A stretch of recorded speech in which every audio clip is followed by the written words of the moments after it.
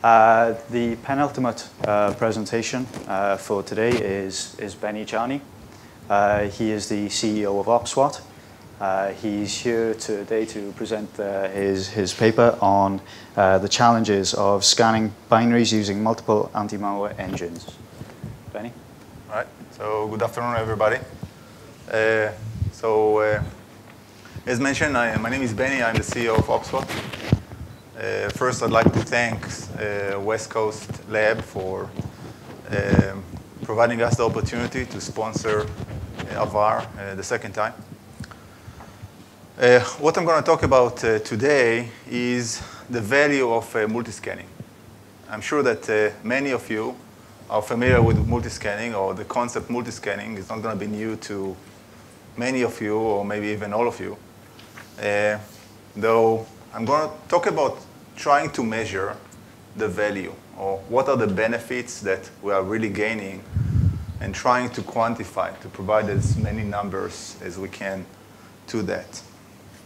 So before I'm going to start talking about multiscanning and the value, let's take a few steps backward, and let's talk about why multiscanning. And whenever we're talking about why multiscanning, let's look at multiscanning as a challenge, or something that we are, take it from the angle of not of the malware researchers, from the angle of an actual security solution. So whenever we're looking at the security solutions, we're looking actually at two things. The first one is, what are the threats that we are up against? And the second one is, what are the capability of our solutions? And it doesn't have to be a virus. It could be, for example, if we are against, let's say, data loss, then what do we have against it? Maybe a backup solution. It doesn't have to be in software. For example, if we're against an enemy, we need to know how many soldiers there are. I mean, how they are equipped, how much they are trained, what type of weapons they have. What is their supply line? About our units, how they are trained. What's their quality? How many units do we have? How fast can we provide their supplies? So if we're talking about the security and getting the analogy to the security and then back to the anti-malware, is that what we are up against? We're up against malware, and let's kind of also ask ourselves what type of malware, how much malware are we up against, and what is our solution? What is the capability of our solution? How well our security solution really performs? So one interesting thing, actually, what I put here together for you here, actually you can see here in the graph, is I simply went to Google and amount of malware. So I went actually to Google Images, and I didn't go to other reports. There are many numbers out there. You can go to virus encyclopedias. You can go to all kinds of resources about the amount of malware, right? It's even hard to define a malware. Each one of the vendors define it differently, though something simply Google Images, and I took two companies. I took McAfee and avtest.org, and the interesting, what makes actually nicer to create this graph is that it was quantified based on the months, and you can see that there is no consistency about the amount of threats, and the numbers are even getting much weirder whenever you're looking at many more solutions, so I didn't want to make this one too much complex. And it's even getting more complex whenever we're talking about the rate and the rate that new malwares are being detected or being acknowledged as malware. So let's now go and see, okay, so definitely there is no clear answer about the amount of threats that are out there. Now, let's see about the quality. I mean, how can we really measure a security application? It was kind of interesting topic. I mean, we are here at AVAR. West Coast Lab is one of the organizers, and now I'm asking, hey, how can we really measure? There are obviously various parameters. How can we measure security applications? And I'm sure the audience here can help me out here with ideas how, and I'm sure you're also brainstorming. So some measurements includes detection coverage. So for example, how many threats this specific security application, what's the response time, how fast this security application or these anti-malware solutions will come up.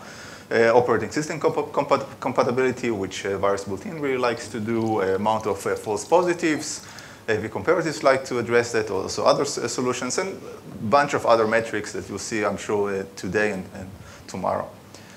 I'm guessing that you're familiar with a bunch of these logos here. And yes, there are many, and I'm sorry if I missed some of the companies that are measuring the quality of security applications. Though various companies measure the quality of security application. Each one of them has their own metrics, their own way. And again, try to put some numbers here. And it's very hard to go and say, though, let's say that put yourself in the seats of an IT administrator going and looking at these reports. Right. Some of the certification or the companies that rate security applications are very defined how they're actually doing their tests. So again, put yourself in the seats of an IT security administrator looking at a report of a single antivirus application from November, from February, from August. And you can see that, again, the numbers are completely not consistent. I have to mention here the group AMTSO, that they were founded by a gentleman named Ricard in 2008. Their aim to create standards for how to test security applications. Though since 2008, and we still see that there is still no consistency and there is no standards of how to test security application. So going back to the basic, why multi-scanning from the security concept? Obviously, there is no current answer about the amount of threats, and also there is no clear answer about the quality of the security application out there. So multi-scanning became obvious whenever we don't know what we are up against. So let's ask ourselves, a security application, can we quantify what are the advantages? Let's, we're all here, see here, all researchers, CTO, product managers, maybe 1, 2 marketing. So we're all looking for numbers. Can we put a number to the value of multi-scanning? Is it worthwhile for us? How much is it going to cost us? What are we going to lose? What are we going to gain? Let's put a number, try to put a number to things. So if we want to do that, let's actually go and look at kind of a few advantages and disadvantages of multi-scanning. And there are more. I'm just going to cover 3 on this specific one that are very obvious. So improve malware detection. So if one antivirus, if there are 50 million viruses out there or 70 million viruses out there, depends on who counts, improve the malware detection. It looks like there is a 20 million gap between at least the reports of this. Decrease the detection time of an outbreak. So if there is an outbreak out there, how fast we'll be able to go and provide a solution or provide a signature for this specific outbreak. And also increase resiliency to vulnerabilities. So if we are putting our security solution in the hands of a single vendor, and this single vendor needs to go down for a specific maintenance of a vulnerability, then it means that our complete solution is compromised. Disadvantages that, again, I'm not going to make it interactive, at least not this time. So increase the amount of false positives. So whenever we think about, multi-scanning, lots of false positives, we don't want that, which come obvious. Obviously, if we add more security solutions and there is a problem of false positives, we should expect to see that more happening in a multi-scanning.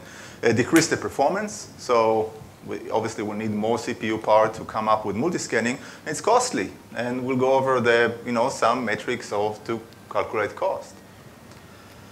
So let's actually try to actually get the definition or get everything a little bit more defined. So if we have antivirus one with one specific, with a specific detection rate and another antivirus with a specific detection rate, then we should assume that there are viruses that are going to be detected only by antivirus 1. There are viruses that are going to be detected only by antivirus 2.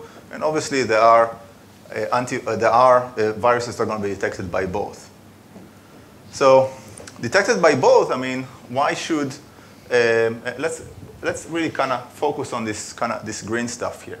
Well, what is detected by both? So First, we all know that vendors, we all share samples between each other, whether it's systems that are with specific antivirus vendors, whether it's the whitelist, or whether it's a third-party website such as Metascan Online, VirusTotal, Jolty, that shares malware between security application and others, and other ways that actually the specific security application. So we should assume that some of the data here is going to be shared. And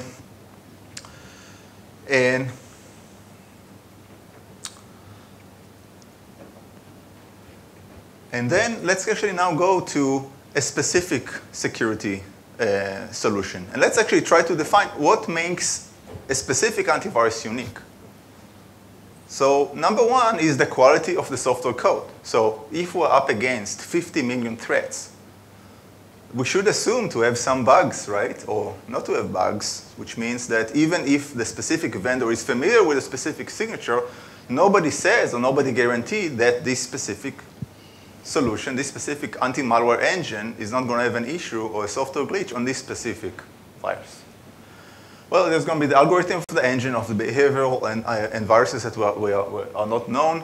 A signature database, which is the complete signature database, the update frequency. So for example, if a specific vendor has an ability to provide an update every week, we can't assume for this vendor to even have an ability to provide a solution for an outbreak in an hour, right? And then location of the analyst, so it depends on different holidays around the world, which also can come into effect. It all actually combines and brings up to the quality of a specific antivirus to go and detect a threat. So one thing that actually I'd like to bring, and I think an interesting concept that we should think about is software reliability model. Anybody here familiar with software reliability models? So we should assume that any software are going to have glitches. Software reliability models are aimed to put together numbers to predict how well a specific software is going to perform.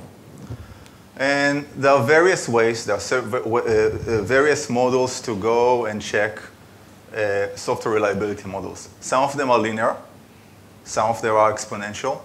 For this specific one, I took a Rome Air model that is linear. It's a very conservative overview about predicting threats in software applications in general. I have reference in my paper for that if somebody's interested. There are models that are much more complex. And it's very, very simple, which if we are expecting the amount of defects as a variable n, then so if, for example, if on a specific 1,000 lines of code we should expect 2 bugs, then we can actually go calculate that, see how many lines of code do we have, or how many signatures do we have, which sometimes is the same thing, and then expect to have X amount of bugs in the specific code. So in terms of industry, the n, I've seen all kinds of industry numbers that n represents. That could go as high as 7 for 1,000 lines of code, and could go as minimal as 2 to 1 million lines of codes. There are ones that are linear, and then there are ones that are actually exponential, which says as much as you have more lines in the code, actually the frequency of finding bugs increase. So let's go back to avtest.org, the amount of threats. So one of the ways to go and capture that is obviously come up with the amount of defects. It's going to be actually a parameter of the amount of malware that is going to be out there. If the model that we're going to take is exponential, we should expect actually a significant increase in the bug and not something necessarily linear. And if we come up with an exponential growth in malware, we should definitely expect an exponential growth in defects in the anti-malware ability to detect viruses. So let's go back to our slide and our group. So what unites if we're looking at anti-malware applications that are or malwares that are common to both antivirus 1 and antivirus 2? We can talk about shared samples and in the wild and viruses that both finds. And then whenever we're looking at a unique antivirus, and what's unique about bringing another antivirus to the solution, we should look at it from several elements. One is what's unique to this specific anti-malware, and again, what this anti-malware will detect that the second anti-malware did not detect because of a software glitch. We can put together numbers to that in terms of probability if it's interesting someone, and trying to put more accurate or more numbers into that. The second thing that we can discuss, and I'd like to go over, and also have some notes about it in my paper, is the time to outbreak. So here, actually, in this slide, I put together for you two outbreaks analyzed by AV test, and also the malware was also analyzed by using Metascan Online. And you can see how a specific outbreak and how it was interpreted by several antivirus engines, how it was reported, and how much time it took to each one of the anti-malware applications to find it. So put a bunch of samples into a simulation. And in the simulation, it's interesting to see here, actually, the number of engines. As the number of engines decrease, the time to detect a malware or detect an outbreak increase. Again, took that and tried to take the simulation, and also tested a few things using Metascan Online, and actually tried to bring a real outbreak. In terms of a little bit about the values here, so the values here is 30 engines, 30 anti-malware engines, and you can see that actually that decrease. So whenever we have 30 antivirus engines, you can see that on this specific outbreak, it didn't really matter if you had 25 or you have only 30. It was the same time to detect.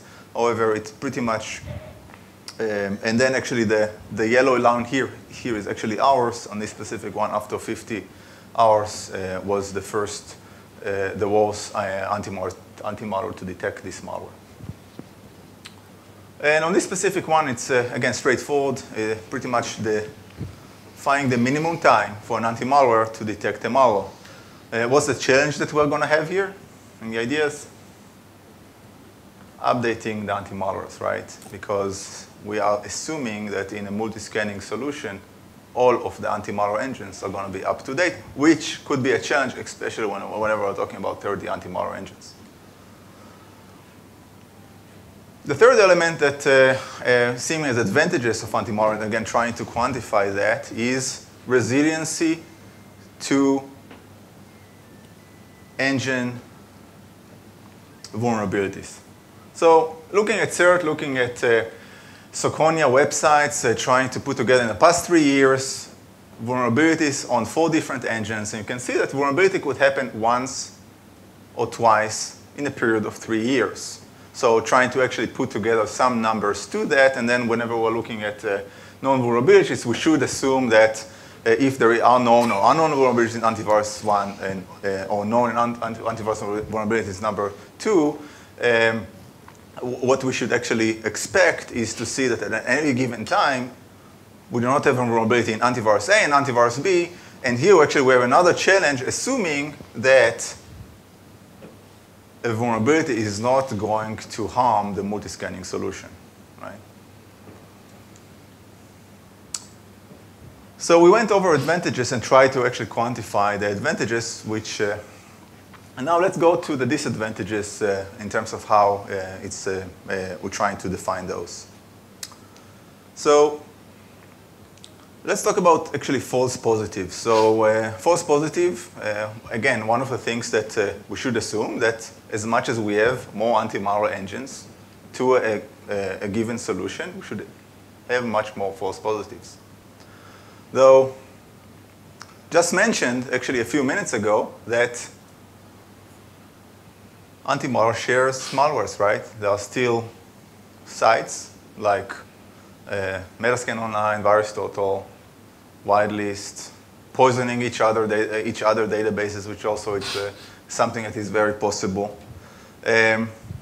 Putting that into actually a test, I took actually a report of AV comparatives, actually a recent report from August. Took one antivirus, took another antivirus. I actually tried to mesh, and very interestingly, the results of 10 plus 8 was 14. And again, took two different anti-malware applications, took two different kind of reports of false positive, and indeed, we're looking at kind of, now, based on internal experiment and internal experience, adding a whitelist engine significantly decreased that, and even decreased it to a point that it was even less than one anti-malware engine. However, 1 + 1 of whenever we're talking about false positive issues is usually less than 2, which is kind of interesting concept. So again, trying to put some numbers to that, which are very similar to actually detecting malwares, and putting the same formula to that. Going to performance. So performance, what would be our assumption if we're talking about performance? I mean, assumption would be that as much as we are adding anti-malware engines to a solution, we should simply accumulate all of the times of each one of the scanning time. So for example, if we scan with one antivirus and it's going to take 5 seconds, and a second antivirus is going to take another 5 seconds, and a third one another 5 seconds, we should assume that the complete solution will scan in 15 seconds, right? So, and again, that will be our assumption whenever we're talking about multiscanning. However, things that are pretty much happening, and the real-life experience with that is, and I would say actually I would go here to a line item 2, which is CPU and memory architecture. So anybody here familiar with the CPU fetching mechanism or memory fetching mechanism in the CPU? So common CPUs today, what they have several layers of caches. Since there are several layers of caches, there are actually mechanisms and as much as actually you're getting close to the processor, the caches are getting faster and faster. So today memory, as much as you think about memory, the speed of a memory, of a common memory that you have at your PC is much slower than the actual memory that actually sits very, very close to the clock. You have several layers. I mean, the amount of layers of cache could vary between 10 to 50 and even 100, depends on the CPU that you're talking about. The CPUs and some of the, so for example, if you buy today an Intel CPU with 3 megahertz, and you compare that to an old CPU that you had that was 2 megahertz, the performance is not going to be 1.5 times faster. The internal CPU is going to actually work much, much faster. However, the difference in performance is going to be only a few points. And why is that? The reason for that is that the memory is not fast enough and typically is the bottleneck in every operation that we have. Now, let's put that into the multiscanning concept and try to think what's going to happen whenever the assembly code of 2 different anti-malware engines is going to actually propagate to the CPU itself. There are going to be many operations or many commands that are going to be very similar. So take whatever engine is going to be out there, eventually it's going to do some filters of signatures, which is going to be translated to very similar CPU commands, and also similar signatures eventually the CPU is going to process. So CPU and memory architecture is definitely an impact, and based on a test that we've seen, reducing redundant tasks such as opening archives, such as performing file type detections that could happen once, using different engines based on their capabilities. So for example, if there is a specific engine that doesn't know to process or will completely ignore MP3 files, there is no reason to actually waste CPU cycles for this engine to go and analyze that, right? Uses of distributed computing. So if you're looking at actually taking a scan command and using actually several different machines to scan it at the same time, will obviously decrease the time, increase the amount of resources, though they decrease the time.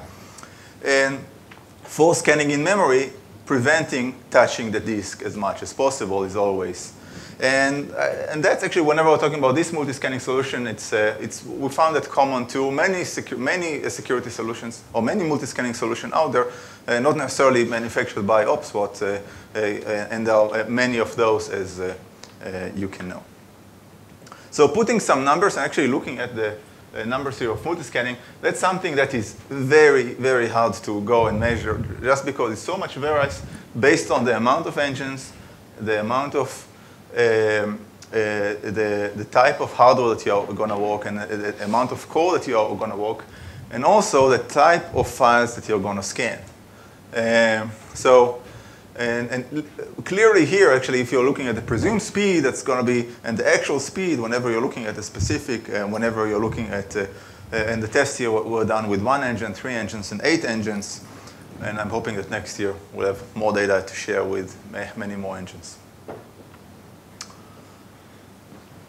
And the last disadvantage that I'd like to go over, and in terms of helping with the metrics to go over and check disadvantages that might not be that trivial, however, good to think about whenever anybody is looking at a multi-scanning solution, is until number 1 is increasing hardware requirements. So for example, if in a specific single anti-malware solution, we're talking about 1 core to be sufficient for a specific scan or a specific challenge, then you need to get actually more cores. Another one is IT training, actually to train your IT to go and use a multi-scanning solution. Compliance check. So now actually, whenever you're doing a compliance check and you need to go and check compliance, you don't need to check compliance of 1 anti-malware solution, you need to check for 2. Whether you're under regulation compliance or you're not, it creates another overhead. And again, more things to think about whenever you're talking about an IT organization. The solution costs more. We're talking about additional licenses, additional software. It's not only just additional hardware. Typically, there are more vendors that will be involved. And lastly, increase of amount of bandwidth. If you really think about that, it's, if you actually, if a specific update of an antivirus is X megabytes, that is not going to be decreased. Here we should assume a linear growth, or pretty much the accumulation of all of the bandwidth to go together. So what's the conclusion? It's very, very hard, very, very hard to capture the value of multiscanning. Questions? Does anyone have any questions for Benny? Just on the front here. We'll bring a microphone now. Mm-hmm. Could I just ask that you give your name and your organization before you ask a question? Yeah. I'm Craig Johnston from Sophos. Mm-hmm. I just have one issue with your assumption about reaction times, mm-hmm. abilities to detect new threats, etc.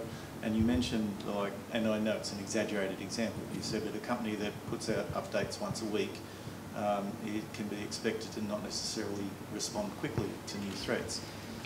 And you mentioned, you showed a table there about how long it takes for reaction, etc. I think you sort of, that applies in a purely definition file-driven detection model. But these days, the detection files, signature files, whatever you want to call them, are only really used for whatever we can't detect generically. And in a lot of the cases, there are new threats out there, but there's no signature needed because it's detected generically. And we have to use this model because there's so many threats come out every day. But I think a measure of how many updates and how often the updates come out is not a great measure of the ability of a product. And I think you sort of glossed over a little bit just how effective and how important generic testing is. Yeah. So note taken, in terms of the outbreak, and my comment about the outbreak was against specific signatures. I would categorize the overall detection actually to item number 1. And I would actually categorize that at the quality of the algorithm behind the engine of the code, and put that actually on the first one that actually I'd like to emphasize the most. The outbreak, I would put it as number 2, and actually I wouldn't actually even put that in terms of that order. However, it's another element. There are still outbreaks out there that requires a signature because of a failure of an algorithm, and a bunch of them definitely occur, and we see those. So. Yeah. Okay. Thank you. Is there anyone else? Any further questions? Okay. Okay. Thank you, Benny. Right. Thank you. Thank you.